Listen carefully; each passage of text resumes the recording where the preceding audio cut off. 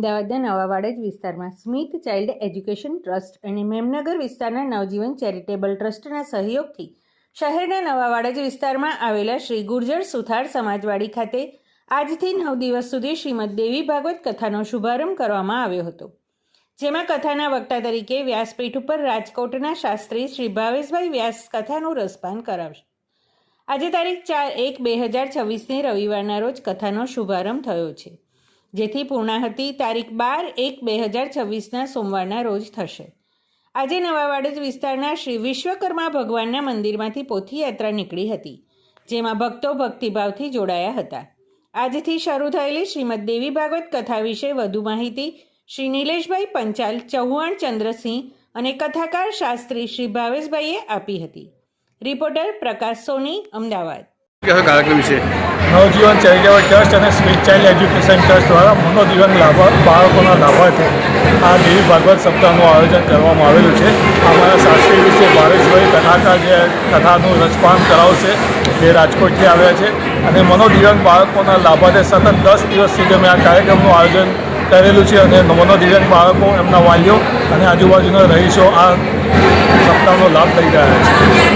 મનોદિવ્યાંગ બાળકો માટે સતત કાર્યરત નવજીવન ચેરિટેબલ ટ્રસ્ટ મેમનગર અને Smith child education trust Akhbarnagar દ્વારા મનોદિવ્યાંગ બાળકોને મુખ્ય પ્રવાહમાં લાવવામાં, કે કાલ ઉઠીને પેરેન્ટ્સ નથી તો બાળક એમના લાઈફ પોતાની રીતે જીવી શકે માટે સતત પ્રેરણા કરી રહ્યું છે. અમે છેલ્લા 3 વર્ષથી આ રીતના દર જાન્યુઆરી મહિનામાં પ્રોગ્રામ કરીએ છીએ અને એમાંથી અમને જે કંઈ યથાશક્તિ ફાળો મળે છે તે અમે મનોદિવ્યાંગ બાળકોના વિકાસ માટે વાપરીએ છીએ. આજથી દેવી ભાગવત શ્રીમદ જ્ઞાન યજ્ઞ આજથી આરંભ થઈ રહ્યો છે. આ દેવી ભાગવતનો મહિમા સાચો એ છે કે આજે મનોરથ છે એ નવજીવન ચાઇલ્ડ એજ્યુકેશન અને સ્મિથ ચાઇલ્ડ એજ્યુકેશન ટ્રસ્ટ દ્વારા ત્યાં દેવી ભાગવત જ્ઞાન યજ્ઞ આરંભ થાય છે.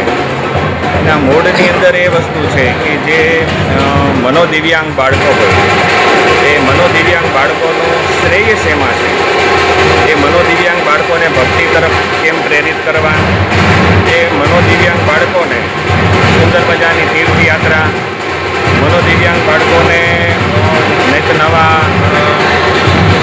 ટોર ઉપર લઈ જવા, તીર્થોની અંદર સ્નાન કરાવડાવવું, આ બધું આ 2 ટ્રસ્ટ દ્વારા જે ચાલી રહ્યું છે એ બહુ મોટે પાયે કાર્યક્રમ થઈ રહ્યો છે.